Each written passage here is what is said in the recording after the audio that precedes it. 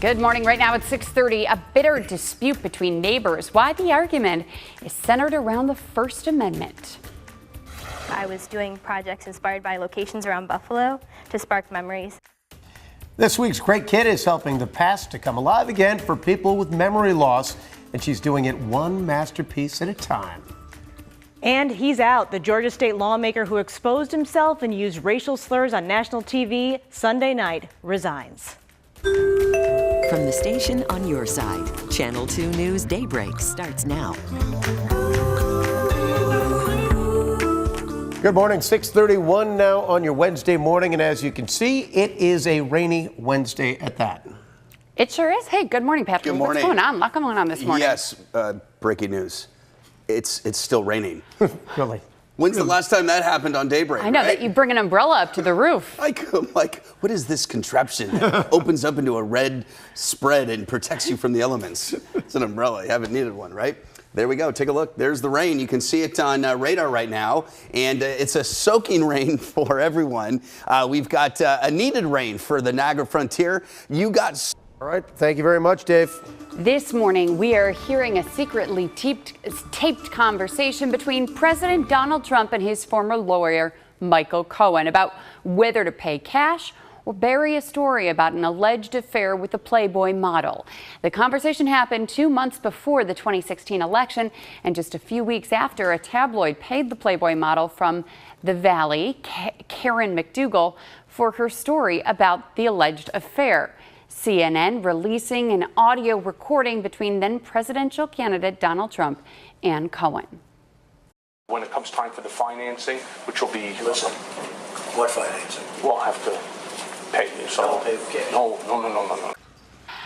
Cohen's lawyer says the two are talking about buying the rights to a story about President Trump's alleged affair with McDougal.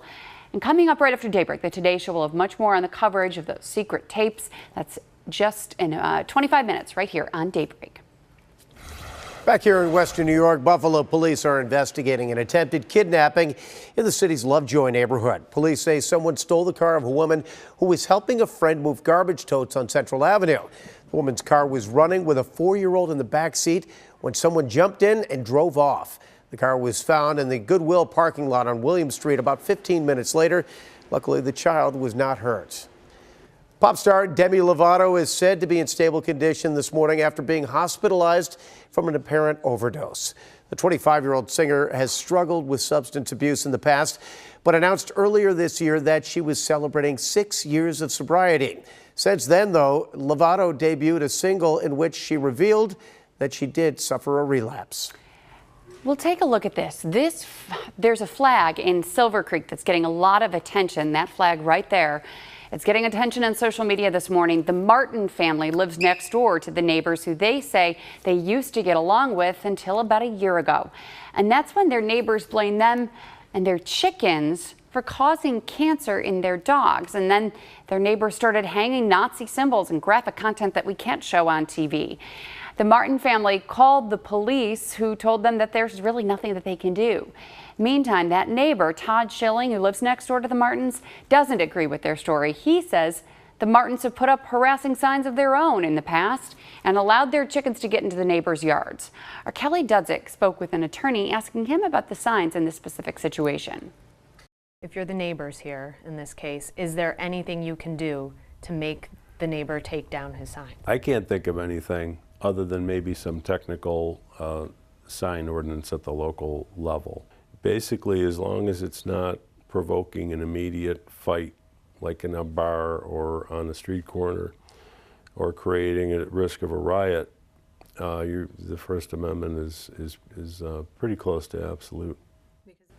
And you can read more about our Dave McKinley's conversation with the man who has these flags and banners hanging on his fence, and the link to the GoFundMe page for his neighbors who are trying to raise money to put up their own fence to block the signs and banners.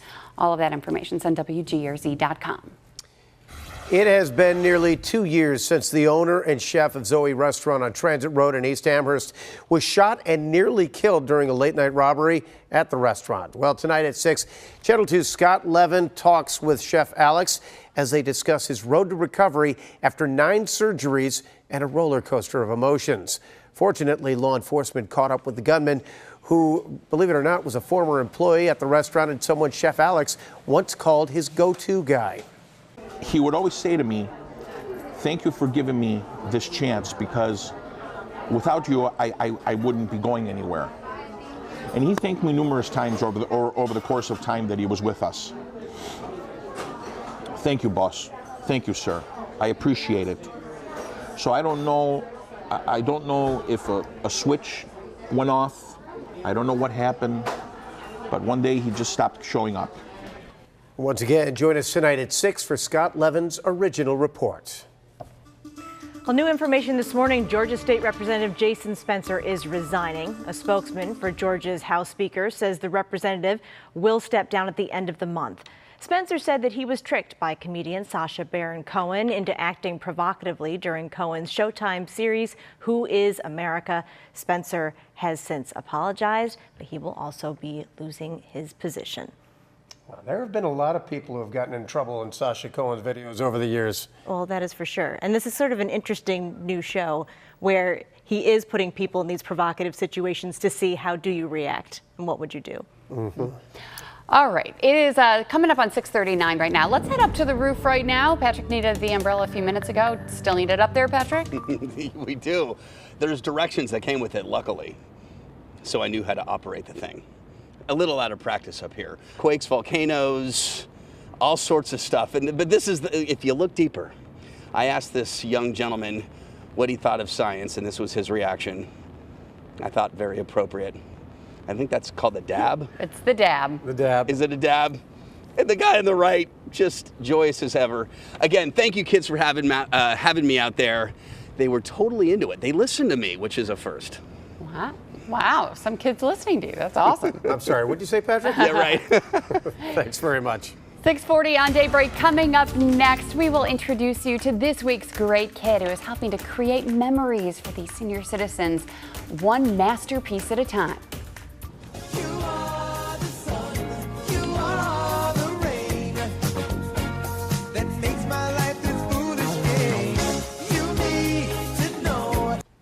Welcome back. It is now 6:43 on Daybreak, and you know we love celebrating the great kids that make Western New York such a great place to live. And today I'm introducing you to a Lancaster teen who is sharing her love of art with the elderly in hopes of bringing back some of their most beautiful memories.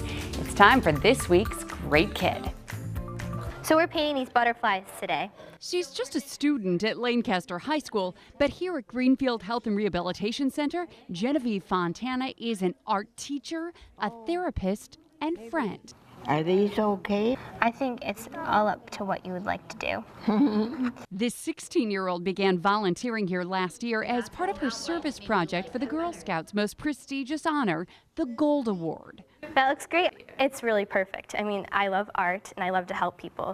Want to fill in the wings? So she combined the two and trained with the Alzheimer's Association to create an art program with the hopes of triggering memories for patients with Alzheimer's and dementia. Oh, I love that one, Joyce. I love it. Each work of art was inspired by places around Buffalo: the Buffalo Zoo, Botanical Gardens, Birchfield Penny Nature Center, and Crystal Beach in particular brought them all back in time. They talked about the suckers, the sugar waffles, the comet, so that spurred memories. And even those who cannot verbally communicate were still able to express their feelings, emotions, and memories on paper. I think art always brings people joy, so I think a lot of them were proud of what they created, and a lot of people hang them in their room and they see it every day and they're like, did I really do that? Pat Alberchinsky couldn't believe her eyes when she saw the masterpieces created by her 96-year-old mother. It keeps her relaxed, it keeps her social with others. She colors in coloring books every single day in her room. I think it just awakens her. Yeah. Tracy, it looks beautiful. And she thanks young Genevieve for that, which is why she nominated her to be this week's Great Kid. I'm amazed at what a gifted girl she is. She's very patient with our residents. Our residents love her. I can help you out. I definitely have built a relationship with all of these residents that I didn't think I would have before. How does it look, all right? Beautiful. So it's pretty much my dream job. That was so cool. Now, I mean, the power of art is just unbelievable. She got her gold award. She did. She gonna keep doing it? Yeah. You know, she needed 80 hours of community service for this gold award. Even though she got the gold award, she's still going to Greenfield once a month and working with these wonderful patients there. In addition to that, she has a 97 average at Lancaster. She's a member of SAD. She plays the cello, and she's also preparing to show animals at the Erie County Fair because she's a member of 4-H. Another underachiever. Right. Definitely a great kid in Western New York. All right. Well, let's check in with Dave Cash and see how your Wednesday morning commute is shaping up. Morning, Dave. Good morning, Pete and Melissa. We still have a one vehicle accident on the 990 North just beyond the John James Audubon Parkway exit. Time for today's rundown, where we get you caught up on the morning's top stories in just a minute and a half. First up, the Buffalo woman charged in the death of her 2-year-old boy will be in court today for a felony hearing. 22-year-old Kiana Owens is now facing manslaughter charges for her role in her son's death. Prosecutors say Xavier Hazard was beaten and shaken to death by Owens' boyfriend, Basher Hall. The incident happened last Tuesday on Weaver Street in the Kaisertown neighborhood. The Groove Lounge on Broadway has been shut down by the city of Buffalo after an off-duty police officer was shot there over the weekend. Investigators say the officer and a friend were leaving the club when two men approached and shot them in their car. The two suspects are now facing charges. This just into our newsroom moments ago. Buffalo police tell us it was a 20-year-old who has been shot on the east side overnight. Police say he has serious injuries. It happened around 1 this morning on Northumberland Avenue. No word yet if there is any connection with an accident that also occurred at the scene. A lot of things still need to be sorted out as the investigation continues. We'll bring you updates as we learn them.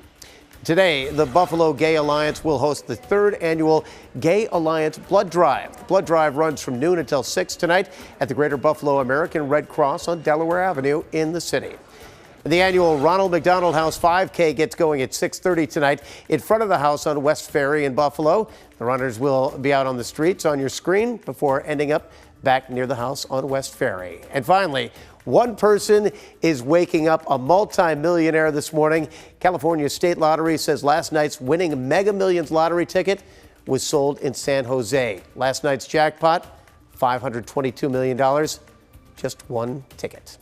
$300 million for the lump sum. Not too shabby. Dionne Warwick called it 38 years ago with her song. Do you know the way to San Jose? Wow. Pete chiming in, apparently. That's when it goes downhill. Thanks, Pete. You're welcome. Let's get right to what it. I do. It's been very wet out there. Look at that. See it yourself again. You don't have to be a huge history buff or architectural buff to really come here and see it and appreciate it, and you'll get it. Yeah, all you have to do is know what beauty is, that's for sure.